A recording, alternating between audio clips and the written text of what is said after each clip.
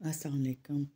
इससे पहले मैंने हज़रत मूसा अलैहिस्सलाम के पहले हिस्से में आप लोगों को बताया था ना कि वो पहुँचते पहुँचते हज़रत शुएब अलैहिस्सलाम के पास पहुँच गए ना, वो जो 2 लड़कियों वाला वाक़या बताया था। इसके बाद हज़रत मूसा अलैहिस्सलाम और बुज़ुर्ग मेहमान हज़रत शुएब अलैहिस्सलाम के दरमियान ये बातें हो रही थी कि वो लड़की जो हज़रत मूसा अलैहिस्सलाम को बुलाने गई थी वो आई और अपने बाप को कहा कि अब्बा जान, आप इस मेहमान को अपने मवेशियों को चराने के लिए मुलाजिम रख लें। वो मुलाजिम वही बेहतर है जो ताकतवर और अमानतदार हो। सो ये इसके अहल हैं। तो हज़रत शुएब अलैहिस्सलाम ने अपनी बेटी की ये बात बड़ी अजीब लगी। उन्होंने लड़की से पूछा कि तुमने इनकी ताकत और अमानत का अंदाज़ा किस तरह लगाया है? लड़की ने जवाब दिया कि जब इन्होंने इतना भारी पत्थर हटाया जिससे 10 बंदे मिल के हटाते ना, और दूसरा अमानतदारी का इस तरह अंदाज़ा लगाया कि सारे रास्ते ये मेरे पीछे पीछे चलते रहे हैं ना, ये मेरे आगे आगे चलते रहे हैं। मैं इनके पीछे थी और इशारे से इनको रास्ता बता रही थी। तो बुज़ुर्ग बाप ने बेटी की बातें सुनकर बहुत खुश हुए और हज़रत मूसा अलैहिस्सलाम से फरमाया कि तुम 8 वर्ष तक मेरे यहाँ रहो, मेरी भेड़ बकरियाँ चराया करो, तो मैं अपनी इस बेटी की शादी तुमसे कर दूँगा। और अगर तुम 2 साल की मुद्दत और बढ़ाकर 10 साल पूरे कर दो तो और भी बेहतर है। तो हज़रत मूसा अलैहिस्सलाम ने कहा मुझे मंज़ूर है। नहीं, उन्होंने हक़ मेहर रखा था ना अपनी बेटी का। इसी तरह इन्होंने जब ये मुद्दत पूरी कर ली तो हज़रत शुएब अलैहिस्सलाम ने हज़रत मूसा अलैहिस्सलाम से अपनी बेटी की शादी कर दी। इसके फ़ौरन बाद हज़रत मूसा अलैहिस्सलाम अपनी बीवी को हमरा लेकर वापस रवाना हुए। हज़रत मूसा अलैहिस्सलाम की इन बीवी का इसमें कराम में हज़रत सफ़ूरा था। तो इस तरह इनकी शादी हो गई। बहरहाल हज़रत मूसा अलैहिस्सलाम यहाँ एक तवील अरसा उन्होंने क़याम किया ना, उस पूरी मुद्दत में आपके ससुर के यानी अपने ससुर के मवेशियों को चराते रहे ना, मतलब ये उनके हक़ में था जो उन्होंने अदा कर दिया। तो एक दिन हज़रत मूसा अलैहिस्सलाम अपने अहलो अयाल समेत बकरियाँ चराते चराते मदीन से बहुत दूर निकल गए ना, और गलाबानों के लिए तो एक मामूली बात थी। रात ठंडी थी और सर्दी बहुत थी, तो उन्होंने अपनी बीवी से कहा कि आग नहीं जल रही थी ना उनसे, तो उन्होंने बीवी से कहा कि तुम यहाँ बैठो, मैं आगे जाके देखता हूँ अगर मुझे कोई आग का शोला या ऐसे नज़र आ जाए आग ना। तो फिर इस तरह हुआ कि हज़रत मूसा अलैहिस्सलाम ने देखा कि एक दरख्त पर आग भड़क रही है और वो दरख्त को न जलाती है न बुझती है।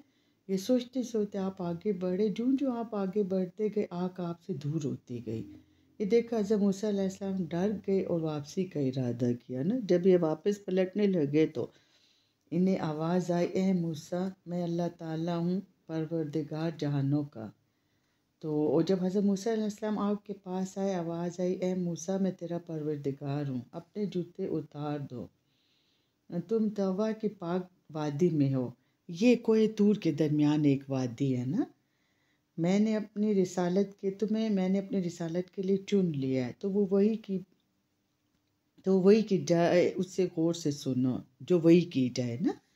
हज़रत मूसा अलैहिस्सलाम ने जिस रोशनी को आग समझा था वो आग न थी बल्कि तजल्ली इलाही थी, और वो रब्बानी नूर था। और जो आवाज़ इन्होंने पर्दा नूर से आपको सुनाई दी थी वो फरिश्ते की आवाज़ थी जो आपको खुदा का पैगाम पहुंचा रहा था, और इस फरिश्ते के ज़रिए अल्लाह ताला ने आपको शर्फ़ हम कलामी बख्शा था। और अरबाब तहकीक की ये राय है कि ये बराह रास्त हिदायत इलाही थी। हज़रत मूसा अलैहिस्सलाम ने भी इस आवाज़ को किसी वास्ते से नहीं बल्कि बराह रास्त सुना था, और इस निदाए रब्बानी को आप अलैहिस्सलाम ने उसी तरह से सुना जिस तरह से पैगम्बरान खुदा वही इलाही सुनते हैं। अच्छा, तो फिर इस वादी में हज़रत मूसा अलैहिस्सलाम को जूते उतारने का हुक्म दिया गया। हालांकि सही हदीस में जनाब नबी अकरम सल्लल्लाहु अलैहि वसल्लम और सहाबा कराम का मस्जिद में जूतों समेत नमाज़ पढ़ना साबित हुआ है। आज भी उम्मत मोहम्मद सल्लल्लाहु अलैहि वसल्लम के लिए यही हुक्म है कि अगर जूते पाक हो तो उनमें बेखटके नमाज अदा करना दुरुस्त है। फिर इस मकाम पर हज़रत मूसा अलैहिस्सलाम को जूते उतारने का हुक्म क्यों दिया गया? ये वादी मुक़द्दस है, यहाँ जूते उतार दो। इसका जवाब खुद जनाब नबी करीम सल्लल्लाहु अलैहि वसल्लम के हदीस पाक में मौजूद है। हुज़ूर सल्लल्लाहु अलैहि वसल्लम ने इरशाद फरमाया, یہ موسیٰ علیہ السلام کے جوتے مردہ گدھے کی کھال سے بنے ہوئے تھے، اس لیے وہ پاک نہیں تھے نا۔ بہرحال اللہ کریم نے حضرت موسیٰ علیہ السلام کو انبیاء کے سچے دین کی تلقین کے لیے اور بنی اسرائیل کو فرعون کی غلامی سے رہائی دلانے کے لیے چن لیا اور انہیں پیغمبری کے جلیل القدر منصب پر مقرر فرمایا اور انہیں شرف ہم کلامی بخش کر کلیم اللہ کے ممتاز لقب سے نوازا۔ اور یہی موسیٰ علیہ السلام ہے جو خود مدین کے راستے سے بھٹکے ہوئے تھے، آج مصر جیسے مہذب ملک اور اس کے سرکش و نافرمان بادشاہ کی رہنمائی کے لیے منتخب ہوئے تھے۔ اچھا، تو پھر کیا ہوا کہ محبوب حقیقی کا سوال عاشق صادق سے نصیب ہوا، مطلب اللہ تعالیٰ نے پوچھا لاٹھی کے بارے میں نا، تو موسیٰ علیہ السلام نے جواب دیا یہ میری لاٹھی ہے، میں اس پر تکیہ لگاتا ہوں، اپنی بکریوں کے لیے پتے جھاڑتا ہوں۔ اچھا، اس کے بعد اللہ تعالیٰ نے ارشاد فرمایا موسیٰ علیہ السلام سے اپنی لاٹھی زمین پر ڈال دو۔ حضرت موسیٰ علیہ السلام نے اس ارشاد عالی کی تعمیل فرمائی، لاٹھی زمین پر ڈال دی تو اچانک کوئی بڑا سانپ بن کر دوڑنے لگی۔ حضرت موسیٰ علیہ السلام نے جب یہ حیرت انگیز واقعہ دیکھا تو آپ گھبرا گئے اور بشریت کے تقاضے سے متاثر ہو کر بھاگنے لگے۔ جب آپ پیچھے کو پلٹے تو آواز آئی اسے پکڑ لو، مت ڈرو، ہم اسے پہلی حالت میں لوٹا دیں گے۔ کہتے ہیں حضرت موسیٰ علیہ السلام کی لاٹھی دو شاخہ تھی، اب وہی دو شاخہ ازدائی کا منظر نظر آ رہا تھا۔ آپ بہت پریشان ہوئے، لیکن قربت الہی نے آپ کو سکون بخش دیا۔ پھر آپ علیہ السلام نے بے دھڑک اس سانپ کو ہاتھ میں پکڑ لیا، سانپ دوبارہ لاٹھی کی شکل میں آ گیا۔ اس کے بعد حضرت موسیٰ علیہ السلام کو دوبارہ حکم ہوا اپنا ہاتھ اپنی بغل کے ساتھ ملا دیجیے، وہ روشن ہو کر نکل آئے گا، اس میں کوئی نقص نہیں ہوگا، یہ آپ کے لیے دوسرا معجزہ ہے۔ اور جب حضرت موسیٰ علیہ السلام نے ایسا کیا تو اللہ تعالیٰ نے فرمایا موسیٰ یہ ہماری طرف سے تمہاری نبوت کے ثبوت کے دو معجزے ہیں، تمہاری سچائی کی دلیل ہے۔ اب جاؤ فرعون اس کی قوم کو راہ راست پر لاؤ، اس نے بہت سرکشی اور نافرمانی اختیار کر رکھی ہے، اپنے غرور و تکبر انتہائی ظلم و جبر سے بنی اسرائیل کو اپنا غلام بنا رکھا ہے، لہٰذا بنی اسرائیل کو بھی ان ظالموں کی غلامی سے نجات دلاؤ۔ حضرت موسیٰ علیہ السلام نے بارگاہ الہی میں عرض کیا پروردگار کریم، میرے ہاتھ سے ان کا ایک آدمی ہلاک ہو گیا، مجھے اندیشہ ہے کہ وہ کہیں مجھے اس کے بدلے میں قتل نہ کر دے، اور میرا یہ بھی خیال ہے کہ وہ لوگ سختی کے ساتھ حق کی مخالفت کریں گے، مجھے جھٹلائیں گے۔ تو اس کے بعد پھر انہوں نے اللہ تعالیٰ سے دعا کی کہ اے رب کریم میرا سینہ کھول دے اور میرا کام آسان فرما دے، میری زبان کی گرہ کھول دے کہ وہ لوگ میری بات سمجھیں، اور میرے بھائی ہارون کو میرا وزیر بنا دے اور اس کے ذریعے سے میری کمر مضبوط فرما دے، اسے میرے کام میں شریک کر دے تاکہ ہم زیادہ سے زیادہ تیری تسبیح کریں اور زیادہ سے زیادہ تجھے یاد کریں، بے شک تو ہمارا حال دیکھ رہا ہے۔ اللہ تعالیٰ کا یہ حکم سن کر دونوں بھائیوں نے حضرت موسیٰ علیہ السلام حضرت ہارون علیہ السلام نے اللہ تعالیٰ کے حکم کی تعمیل میں دربار فرعون میں جانے کا فیصلہ فرما لیا۔ بعض مفسرین نے لکھا ہے کہ جب دونوں بھائی فرعون کے دربار میں کلمہ حق کہنے کے لیے روانہ ہوئے تو ان کی والدہ نے کوشش کی انہیں روکنے کی نا، کہ وہ اتنا ظالم حکمران ہے، تم لوگ نہ جاؤ ادھر نا، لیکن ان دونوں نے یہی کہا کہ ہمارے اللہ کا حکم ہے اور یہ ٹلتا نہیں ہے نا، اس کو ہم نہیں ٹال سکے، تو ہم تو جائیں گے اور ہم اللہ تعالیٰ کا پیغام۔ یہ جب فرعون کے پاس گئے تو انہوں نے کہا کہ تم ایک خدا پر یقین کر لو، اس کے ساتھ کسی اور کو شریک نہ بناؤ، اور دوسرے یہ کہ ظلم و ستم سے باز آ جاؤ، بنی اسرائیل کو اپنی غلامی سے آزاد کر دو، اور ہم جو کچھ کہہ رہے ہیں حقیقت ہے، اور یہ کہ ہم اللہ تعالیٰ کا پیغام تمہیں پہنچا رہے ہیں، ہماری یہ جرت نہیں ہو سکتی کہ کوئی غلط بات اللہ تعالیٰ کی طرف منسوخ کریں، اور اللہ تعالیٰ نے ہماری صداقت کی دلیل اور نبوت کے لیے اپنے دو معجزے ہمیں عطا فرمائے ہیں، لہٰذا تمہارے لیے یہی مناسب ہے کہ حق و صداقت کے اس پیغام کو قبول کر لو۔ لیکن وہ فرعون ہی کیا جو حق کی بات قبول کرے، اس نے نعوذ باللہ ان لوگوں کا مذاق اڑایا اور ان سے کہا کہ تم میرے ہی گھر میں تم نے پرورش پائی ہے، بچپن وہیں گزارا کیا، یا تم بھول گئے ہو کہ تم نے ہمارے مصری شخص کو قتل کیا اور بھاگ گئے، حضرت موسیٰ علیہ السلام نے فرمایا فرعون یہ درست ہے کہ میں نے تمہارے گھر میں پرورش پائی اور عرصہ دراز تک آپ کی شاہی محلات میں رہا۔ میں یہ بھی مانتا ہوں کہ مجھ سے نادانستہ ایک شخص کا قتل ہو گیا، اسی خوف سے میں یہاں سے چلا گیا تھا، لیکن یہ خدائے قادر کا کرشمہ ہے کہ اس نے اپنی رحمت سے مجھ بے کس و بے سہارا کو تیرے گھر میں پالا اور مجھے اپنی سب سے بڑی نعمت نبوت سے نوازا۔ نا فرعون تم بتاؤ کیا یہ انصاف ہے کہ ایک شخص کی پرورش کے بدلے پوری قوم بنی اسرائیل کو اپنا غلام بنائے رکھو؟ لیکن فرعون نے ان کی باتوں کا کوئی یقین نہ کیا، بلکہ نعوذ باللہ ان کا مذاق ہی اڑایا، اور انہیں کہا کہ تم نے جو مصری کو قتل کیا ہے تو تم کیا چاہتے ہو کہ میں تمہیں اس کی سزا دوں؟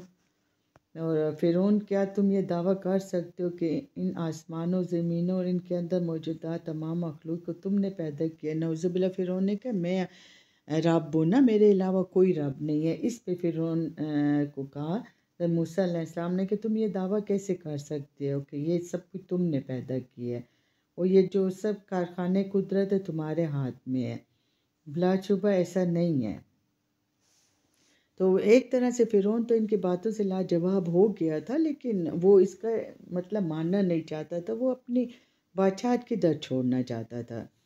تو ایک مرتبہ پھر حضرت موسیٰ علیہ السلام نے فرعون کو یاد دلایا کہ جو راستہ تم نے اختیار کیا صحیح نہیں ہے، بلکہ رب العالمین وہ ذات ہے جو عبادت کے لائق ہے۔ اس کے مقابلے میں کسی انسان کا دعویٰ ربوبیت کھلا ہوا شرک ہے، لیکن اس نے اس کا وہ نہ کیا نا، ان کی کسی بات کا یقین نہیں کیا۔ تو اس پر بس اس نے پھر فرعون نے کہا کہ تمہارا کیا خیال ہے کہ ہمارے جو آباء و اجداد مر گئے تو ان کے ساتھ کیا معاملہ ہوا ہوگا؟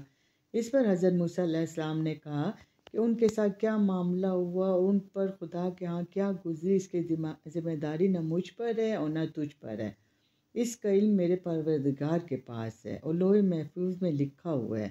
یہ بات کہ میرا پروردگار بھول چک اور خطا سے مبرہ ہے، جس شخص نے جو کچھ بھی کیا اس کے بارے میں اللہ تعالیٰ کے ہاں کوئی بھول چک نہیں ہوئی اور نہ کسی پر کوئی زیادتی ہوگی۔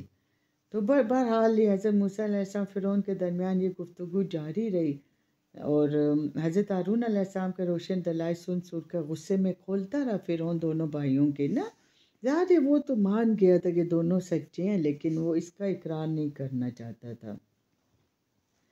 اس کے بعد پھر فرعون نے ان کو کہا کہ ایک اپنے جادوگر کو کہ ایک اونچا محل بناؤ نا۔ اس نے جب عمارت تیار کر لی تو اس نے ایک اوپر چڑھ کے ایک تیر آسمان کی طرف مارا نا، پھینکا، تو اللہ کے حکم سے وہ خون آلود ہو گیا۔ تو فرعون نے دیکھ کے غرور سے کہا کہ دیکھو نعوذ باللہ، میں نے موسیٰ کے خدا کا قصہ ہی تمام کر دیا، نعوذ باللہ، کیونکہ اس کو فرعون کو پتہ تھا کہ یہ محض اپنی شکست کو چھپانے کے لیے میں نے کیا نا، وہ خود سمجھتا تھا کہ ایک دھوکہ، ایک دکھاوا ہے، اس سے کسی کا دل مطمئن نہیں ہوگا، اس کا اپنا دل مطمئن نہیں تھا، لیکن وہ اس کا اقرار کرنا نہیں چاہتا تھا۔ فرعون کو حق و باطل کی اس کشمکش نے اپنے لیے خطرہ ہی نظر آ رہا تھا، اپنی طاقت جاتی ہوئی نظر آ رہی تھی۔ بہرحال اس نے کہا کہ میرے جادوگروں کا تمہارا مقابلہ ہوگا، کیونکہ حضرت موسیٰ علیہ السلام نے جب اپنی لاٹھی کو زمین پہ وہ کیا تو وہ اسی طرح اژدھا بن گیا، پھر انہوں نے جب اپنا ہاتھ وہ باہر نکالا وہ بھی چمک رہا تھا روشن ستارے کی طرح، تو فرعون کو سمجھ گیا کہ یہ ان کا معجزہ ہے اور ان کے ساتھ اللہ تعالیٰ کی ذات ہے۔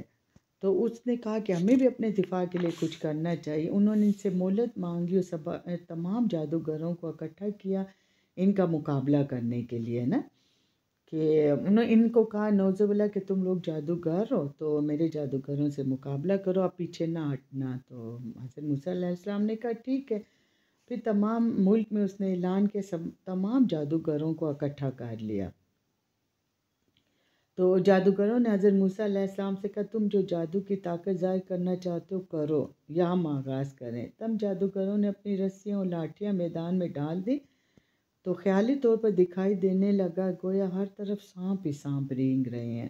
اس کے بعد حضرت موسیٰ علیہ السلام نے اپنی ایک ہی لاٹھی میدان میں ڈال دی جو آپ کو بطور معجزہ عطا ہوئی تھی، تو وہ بھی ایک بڑا سانپ بن کر ان سب کو نکل گئی۔ دیکھتے ہی دیکھتے جادوگروں کے خیالی سانپوں کا صفایا کر دیا اس نے نا۔ جادوگر سمجھ گئے کہ حضرت موسیٰ علیہ السلام کو خدا تعالیٰ کی مدد حاصل ہے، یہ واقعی خدا تعالیٰ کے مقرب پیغمبر ہے۔ اور تمام کے تمام جادوگر حضرت موسیٰ علیہ السلام کی تعظیم کے لیے جھک گئے۔ وہ کہنے لگے، ہم تمام جہانوں کے رب پر ایمان لاتے ہیں جو موسیٰ علیہ السلام اور ہارون علیہ السلام کا پروردگار ہے۔ فرعون نے جو خلاف توقع یہ منظر دیکھا تو ان پہ چیخنے چلانے لگا کہ تم لوگوں کو اتنی جرأت، تم لوگ اس کے ساتھ مل گئے ہو، میں تم سب لوگوں کو مار دوں گا۔ یہ تو انہوں نے آگے سے کیا کہا جادوگروں نے کہ اگر ہم تمہارے ہاتھوں مر گئے تو ہم شہید ہو جائیں گے، اب ہم ایمان لا چکے ہیں، ہم پیچھے نہیں ہٹیں گے، اللہ ہماری حفاظت فرمائے گا۔ لہٰذا فرعون نے اپنے سرداروں کو تسلی دی کہ ہم موسیٰ بنی اسرائیل کو اس طرح فساد پھیلانے کے لیے آزاد نہیں چھوڑیں گے، بلکہ ہم کوئی اور تدبیر کریں گے، تم لوگ فکر نہ کرو۔ بنی اسرائیل نے کہا، موسیٰ آپ کے پیغمبر بن کے آنے سے پہلے بھی ہم ان مصائب میں مبتلا رہے اور آپ کے مبعوث ہونے کے بعد بھی یہی مصیبتیں جھیل رہے ہیں۔ حضرت موسیٰ علیہ السلام نے فرمایا، وہ وقت آنے والا ہے جب تمہارا رب تمہارے دشمن کو ہلاک کر دے گا اور تمہیں اس سرزمین کا وارث بنائے گا، پھر دیکھ تم کیسے عمل کرتے ہو، پھر وہ دیکھے گا تم کیسے عمل کرتے ہو۔ اور پھر اس کے بعد قوم فرعون پر مصیبتیں نازل ہونا شروع ہو گئی، وہ مسلسل قحط سالیوں غلے کی پیداوار میں کمی کا شکار ہونے لگے۔ اس نے انہیں گویا خبردار کر دیا تھا کہ وہ اپنی بدعمالیوں سے باز آ جائیں اور بنی اسرائیل پر ظلم و ستم کرنا چھوڑ دیں، لیکن ان آزمائشوں کا کچھ اثر نہیں ہوا ان پر۔ اگر اس میں کبھی کوئی بھلائی آ جاتی تو وہ اسے اپنے دیوتاؤں کا کمال سمجھتے نا، اگر کوئی مشکل آتی تو اسے حضرت موسیٰ علیہ السلام اور آپ کے پیروکاروں کی نحوست بتاتے۔ اللہ تعالیٰ نے ان پر واضح فرمایا کہ یہ نحوست اللہ تعالیٰ کی طرف سے ہے اور یہ محض ان کی بدعمالیوں کا نتیجہ ہے، لیکن ان کے اکثر لوگ اس بات کو نہیں سمجھتے تھے۔ ویڈیو لمبی ہو گئی ہے، انشاءاللہ پھر تیسرے حصے میں آپ کو باقی بتاؤں گی۔ دراصل حضرت موسیٰ علیہ السلام کا چیپٹر بہت بڑا ہے، میں نے جتنا اسٹڈی کیا ہے بہت زیادہ مختصر کر کے آپ لوگوں کو بتایا ہے، تو انشاءاللہ پھر تیسرے حصے میں باقی کوشش کروں گی کہ کم سے کم کر کے بتاؤں، ٹھیک ہے؟ اللہ حافظ۔